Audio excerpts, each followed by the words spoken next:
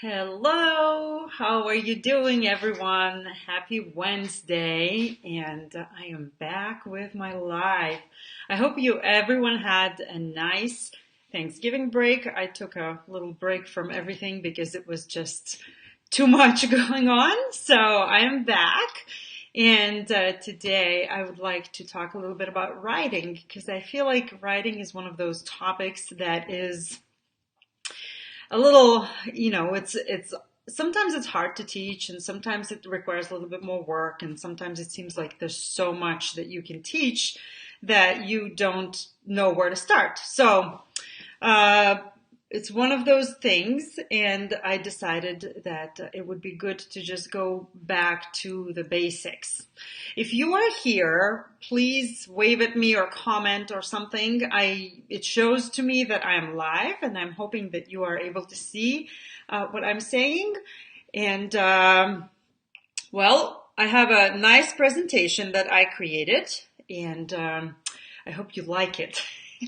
As usual, I learned through my previous lives that I talk a lot and that I throw a lot of information at you. But I think that this time I kind of like toned it down because it's hard after all day of work. It's hard to get more information in your head. So I hope you find this useful. And let me try my technology and see if I can share the screen with my presentation. So let's see. Can I do this? Yes, I can. So how to teach writing, and for some reason it's not doing it. So let's see again. How to teach writing to ESL beginners. All right. So I have a few tips, and so the first slide is going to tell us what we're going to be learning today and what we're going to be reviewing. And I'm hoping that this will allow you to take a step back and relax a little bit, because really you can't jump into writing 5-paragraph essays when the student is just beginning to learn English. So we are going to start with some basics. So first of all, we're going to talk about alphabet. Sometimes it is an overlooked subject, believe me, believe it or not. Sentence structure. We talk a lot, but how often do we actually teach the actual sentence structure? Then the parts of speech, whether you know grammar or you don't know grammar, this is nouns, verbs, and other parts of speech. This is what the language consists of. So if our students get introduced to them right away, it will be much better for them. And punctuation and capitalization, as well as simple practice writing, the activities that you can do with your student. And they are really simple, but they take us a long way. So I have my notes here, and let's begin. The alphabet.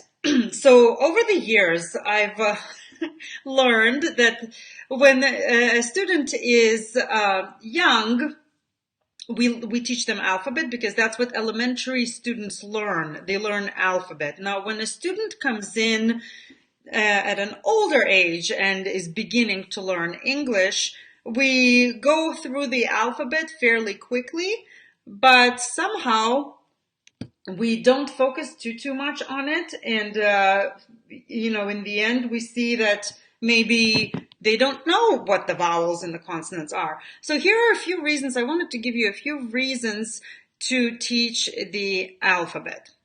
So it is important to know the letters, consonants and vowels, and why, especially if the student's language is completely different from English. For example, if the student speaks any Asian language, Chinese, Japanese, or Korean, if the student's first language is Arabic or Hebrew, the Middle Eastern language, or if they follow a Cyrillic alphabet, Russian, Greek, and so on, they are learning an entirely different alphabet, so it is important and worthwhile to spend some time on learning the letters, the consonants, and the vowels, and especially vowels are so important in English.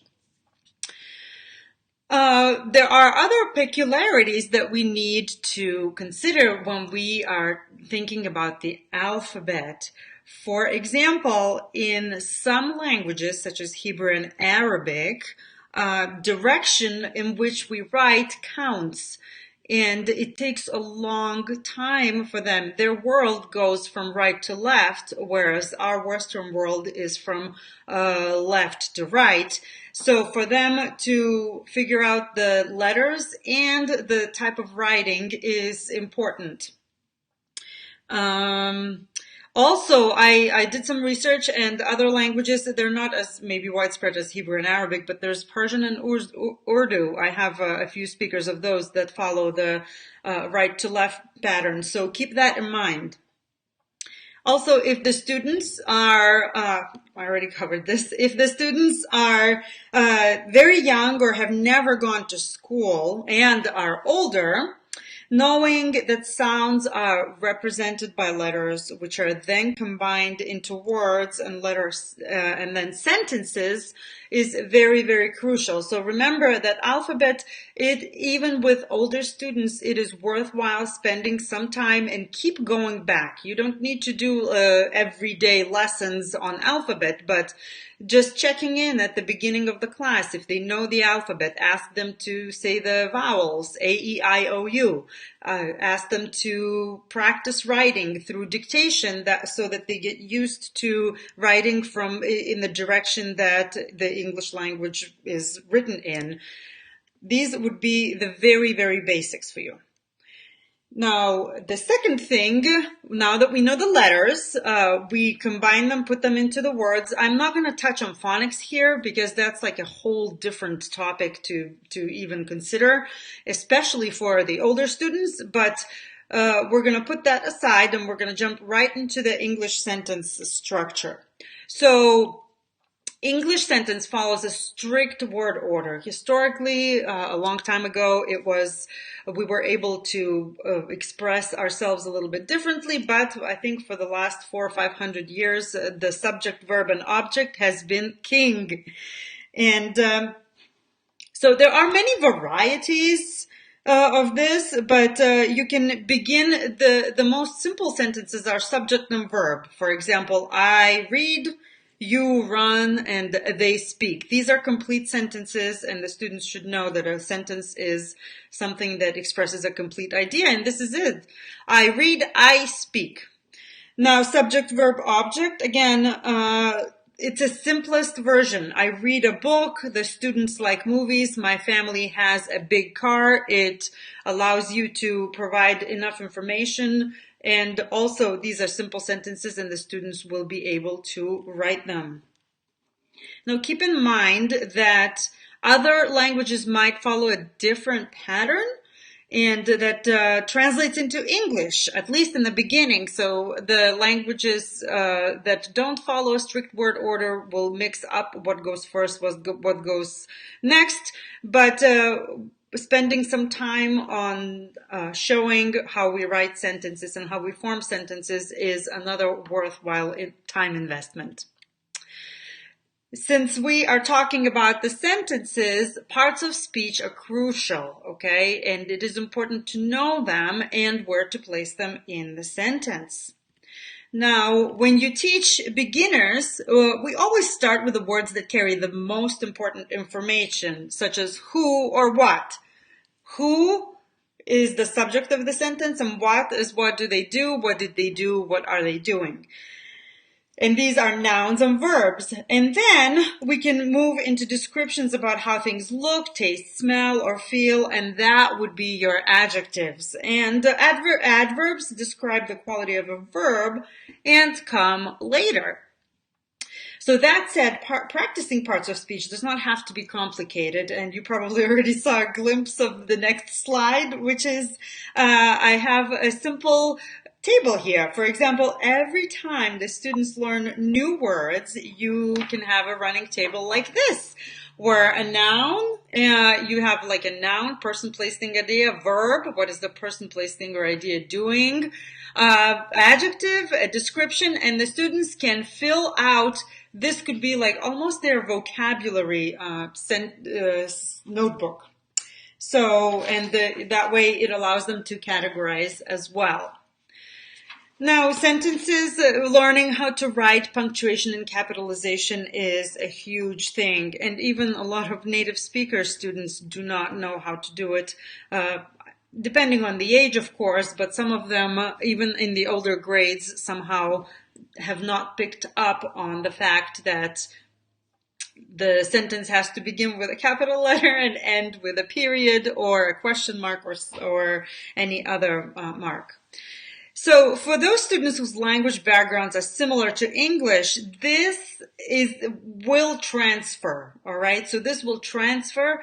Now others, it may be a novel concept because they never learned it or never internalized it, or their language has different rules, such as they use, for example, symbols, like Chinese speakers, or they use a different kind of writing, such as Hebrew and Arabic. I'm not very familiar with those languages, but they look different enough for me to make some assumptions.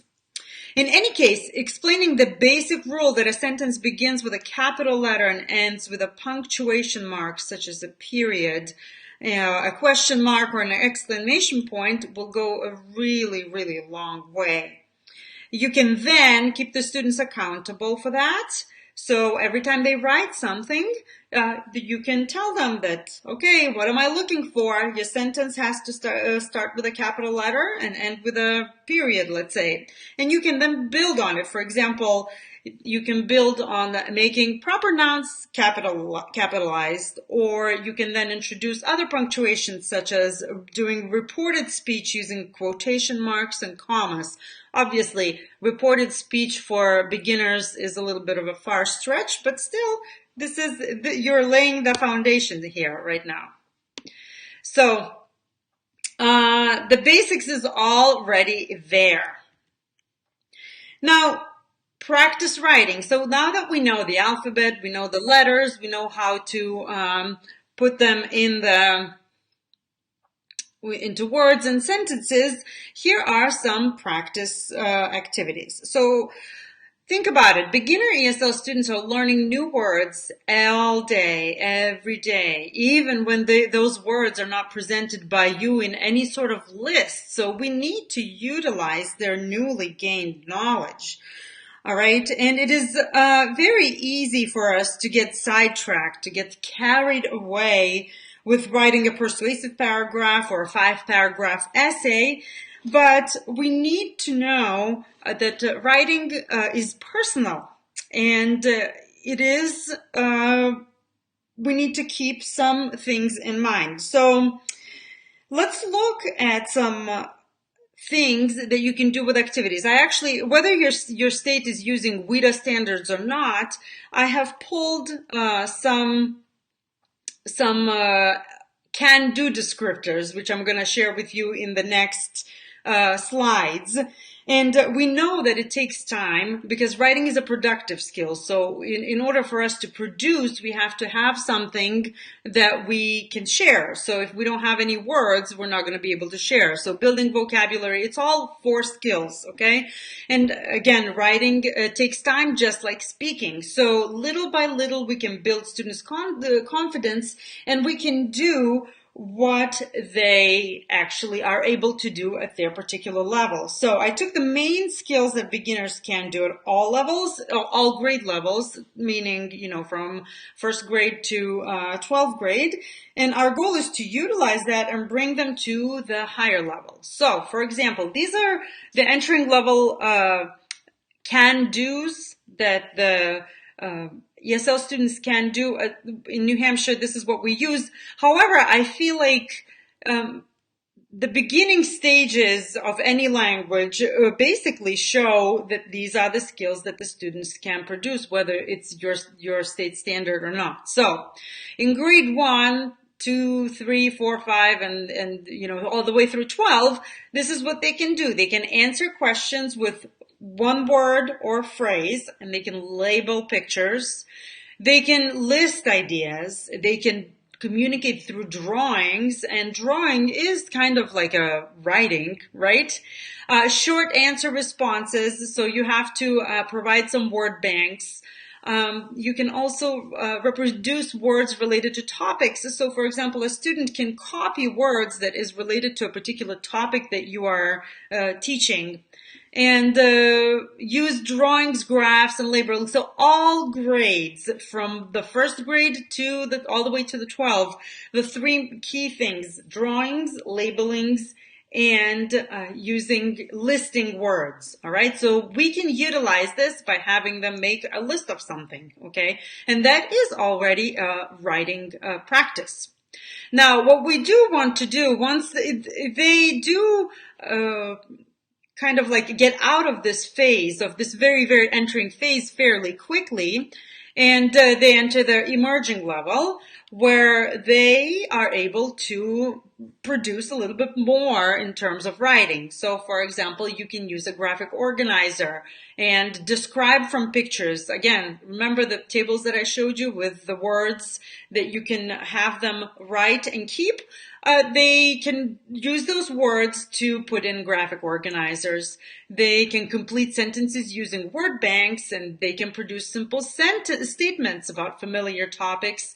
They also can sequence narratives. This is a great time for you to teach the ordinal numbers and the linking words. So at level 2, which really most students reach fairly quickly, you already have something to work with here. Now, as I mentioned, writing is personal, and this is the most relatable topic that they can write about, almost immediately. So writing about self would be one of the things that they can do at all grade levels. And obviously when they are older, maybe they're a little bit more self-conscious about writing about self. But if we provide sentence frames so they can, plug them in single words or phrases, which is where they're right now. We can also provide word banks. Okay, so sentence frames are like, my name is, for example, Yava. I am from New Hampshire. I am in such and such grade. I go to such and such school. I speak such and such language, and I like, coffee, and I have whatever. So these are the sentence starters. But then you can provide word banks, as in, if you remember, we talked about nouns and verbs. So these are already your sentences. So you go back, I like soccer, right? I play tennis. I go home. I have cookies, and so on and so forth. So again, provide them with word banks that they can utilize the sentence starters, and they will feel like the students can already do something. So the next one, when they're able to write the sentences, you can start with simple paragraphs. So introducing simple paragraphs, for example, you can write about another person. So now we're moving from self to somebody else. And this is a perfect time where you can teach personal pronouns and adjectives. Okay, he is tall, she is smart, and so on and so on. Also, it is great for practicing the verb to be. I am, you are, he, she, it is, and we, you, they are. And here are a couple of activities. So, for example, the students can draw a person and write descriptive words next to the person. They can also utilize the simple starters again and speak them first and then write them. He is, like I mentioned, tall, short, smart, anything. She is form of the verb to be, happy. So there are possibilities are endless. And again, the fact that they're not writing some huge, let's say, paragraphs or research papers doesn't mean that they're not writing and that they're not learning. So then fill in the blank exercises like the ones above, especially this one, she is happy, are the first step towards becoming more independent in writing. Now, describing an object. So this activity builds on adjective use. Okay, so we go from self to another person, and then we go to an inanimate object. And this allows us to use many more words. Again, we're building vocabulary, adjectives, such as shapes, colors, and textures. We can have yellow and smooth and round. You can pick just about any object in the classroom, or you can have students choose and bring an object to the classroom. We can talk about it using the words with a partner, and then each person writes down 2 to 3 simple sentences about an object. And another activity that you can do, have others guess what the object is. So this is more kind of like a game-like activity.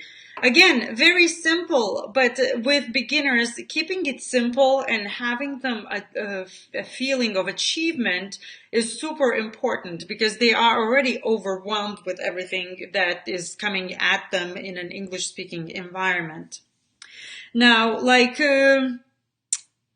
let's see, where else am I? I'm already lost my track of my slides. So here are some examples of shapes, colors, and textures. Okay, so like round, oval, rectangular. Look at the map in the class. It's rectangular, and the board, it's red and blue and yellow and green. You can do so much with this. Now, other writing activities for beginners that I think are kind of like fun, actually. So we're going to move into a simple paragraph. Okay, so what is a simple paragraph? Now that we know that there is a sentence, okay, so what kind of sentences? We do topic sentence, supporting sentences, and concluding sentence. I have to say, different cultures have different writing, maybe norms. In American writing, the form is very clear. You have to be very clear and upfront and explain everything when you're writing. And in some other cultures, you write around the topic, so you never really get to the point, but you expect that the reader will understand and know exactly what you're talking about. So this basically concept of topic sentence may be foreign to some of your students. And I remember from my personal experience, I've always loved to write. And I don't remember a particular, like in Lithuanian language, a particular framework. We just had to do like an introduction, which was general. And then we never had to do like supporting details or a specific topic sentence. So maybe because it was literary analysis of some sort, I can't remember. But when I came here as an exchange student, I have to admit I got a detention because I did not understand what the English teacher wanted me to do. So I didn't do it for the longest time until she had to keep me after school. And when I said, so what do you mean topic sentence? I couldn't understand what a topic sentence was. It was too simple for me. So spend some time saying that simple is okay, because that's what we want. We want to have a clear structure, and that's what's going to be expected from our students in the classroom. So a topic sentence tells us what we will be talking about. Oh my gosh, I keep forgetting to move my mouse. So a simple sentence, what we're talking about, and then we have supporting sentences which give us more information, and then the concluding sentence which gives you some opportunity to teach them word conclude or wrap up. So here is an example. So, for example, a very, very short, again, as you see, it doesn't have to be anything complicated. Summer is my favorite season, okay? So we know that we're going to be talking about summer. Why is it my favorite season? The weather is warm. We have a lot of free time. Our family goes on vacation. Bam. 3 sentences that support the idea why summer is my favorite season. And then I really like summer. again, it might seem very simple, but for a beginner student, if they can produce this without any grammatical and spelling mistakes, that's a huge accomplishment. Now, the next one is a postcard, and this is one of my favorites. I personally have not done any postcards with any of my students as I run around through different schools, but it's wonderful. It could be even forgotten, it could be a good discussion. Have you ever received a postcard? What do you think postcard is? When do people send postcards? And it can bring the culture back into it. It is a great opportunity for all age groups. So, for example, my sister travels a lot. So whenever she goes, she always sends me a postcard. So I already have a place in my house where I put the postcards, and they're very sweet, short and sweet, and they give a little bit of warmth. And whenever I travel, if I ask somebody, what do you want me to bring from another place? They say, oh, just send me a postcard. So there are ways that you can do it. Some schools do pen pal systems that allow students to experience how wonderful it is to receive a postcard. And so it's up to you how to do it. You can do it with another classroom or with another school in the same district. So totally up to you. But teaching the structure, okay? So here's the structure. We have the opening. Dear Maria, I'm just going to do this. Okay, so we have the opening. Then we write a little bit where we are and what we're doing. And then we have a closing, which is typically, love or best regards or warm wishes or kisses and the name. Again, very simple writing exercise with simple sentences, and but they allow to bring the students' understanding of the world and the students' practice and allow them to succeed and actually be meaningful to them. Okay. Writing an email. This might be for older beginners, and as we know, email has taken over many other forms of writing. So you will be surprised how many people do not know how to write an email properly, though. Sometimes, I receive emails or I see people write emails, and I wish I could teach them an email writing course. Nevertheless, email is an important skill for our students to have. So writing an email is a good writing practice. So teaching the structure is important too. It doesn't have to be fancy, but it must convey what the writer wants the reader to know. So my high school students, they come to me and they don't know, oh my gosh, can you talk to such and such teacher? And I encourage them to email both me and other teachers with any questions or ideas. The best part of it is that it is a real life practice with nearly immediate feedback. So the teacher will email back, or I can look over and suggest what can be changed, and so on and so forth. So teaching the structure of an email, which is similar to a postcard, for example, maybe with the exception that you don't write love to a teacher, is a great, valuable writing exercise. And the last one, I have a thank you note. So a thank you note is, I think, also very cultural. So what I mean by that is that for example, in my country, in Lithuania, it is not very widespread as such, and people mostly thank others in person. So when I came to the United States and I received my first thank you note, I was very pleased and I was very happy, but at the same time, I didn't know there was an expectation of me to write a thank you note as well. So sometimes it's a lesson in and of itself to tell the students that sometimes you kind of it's considered socially appropriate to actually do a handwritten thank you note. And so again, following the format of a thank you note, you have you're addressing a person. and you're thanking them for whatever it is they gave you. So let's say, thank you for my wonderful pencil. I really liked how it writes softly and thinly, and I appreciate your thoughtfulness. And then thank you again, and your name. So again, this has immediate life application that you can do, in the classroom. One thing that I actually don't even have it written, but that just came to my mind. I think if we have, let's say, some cultural celebrations, and if, let's say, if your students who are beginners celebrate Christmas, a nice thing for them to do would be to write a simple letter to Santa, let's say.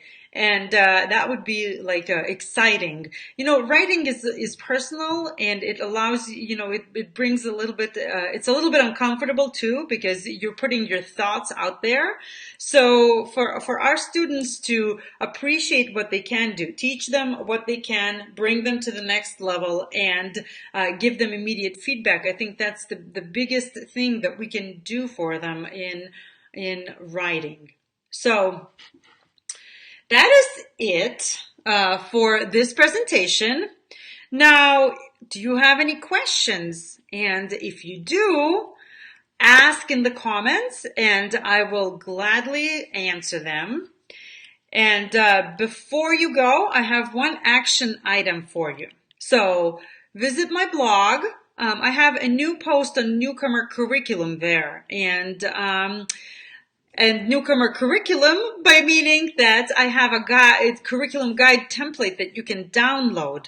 So when you download it, a thank you page will pop up and will ask you to fill out a survey. And if you wish to fill it, it's not mandatory. Fill it out. It would provide me with a lot of information, as to where you are and what I can do to help you. So I would really, really appreciate it if you did that for me. Went to my blog, downloaded the curriculum guide template, and which also has one full unit of this curriculum plan for grades 9 through 12. And if you filled out a survey, that would be awesome. I can also actually drop the link to the blog post in the comments here as well as the survey. So thank you so much for watching. I really, really appreciate it. And I hope you found it useful. I hope you can utilize it with your students. And again, if you have any questions or if you have any comments, and if you have anything that I can cover, more, please feel free to let me know in the comments, or shoot me a message or email.